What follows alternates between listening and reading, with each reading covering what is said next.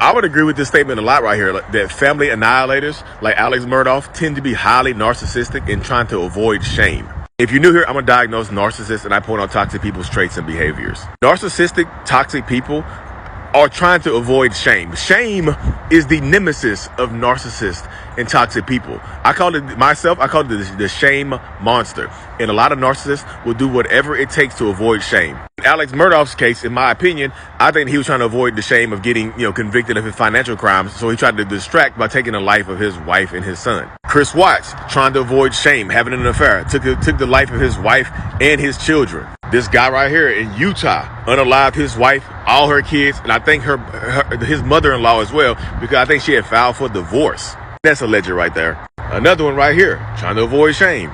Another one right here, you see it. This one right here actually happened in High Point, North Carolina, close about me. When a narcissistic person is faced with the shame monster and they feel like they're backed into a corner, they typically will lash out and try to defend themselves against it at all costs. The shame can be something as simple as that person's like wife or husband filing for divorce and threatening to take the kids or whatever. Oh, my life is over. You're going to file for divorce and you're going to end it with somebody else. I can't have that happen.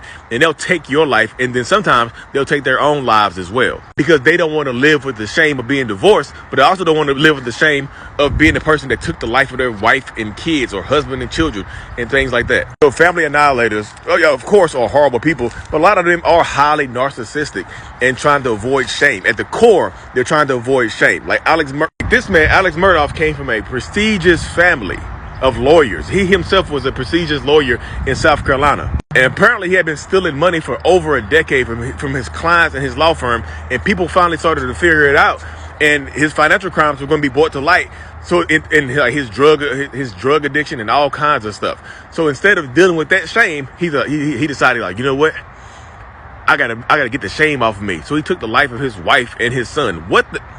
The son that he unalived, had a boating accident where it took the life of this woman right here, Mallory Beach. And that was bringing his financial crimes to light as well, because they were going to do like I think a financial audit or whatever, because the family was suing him. So all this stuff is going to come out. His drug addiction, shame, all this shame is going to be brought upon him.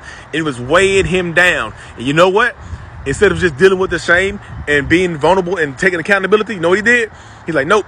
I'm going to get rid of the shame by getting rid of people. He could have very well had a psychotic break and unalive his wife and his child due to trying to avoid shame. Yeah, I'm just telling you. When a narcissistic person's needs are not getting met in any other type of way, they might really snap and go crazy and do the things that you've seen these other people have done. Take their life and their family.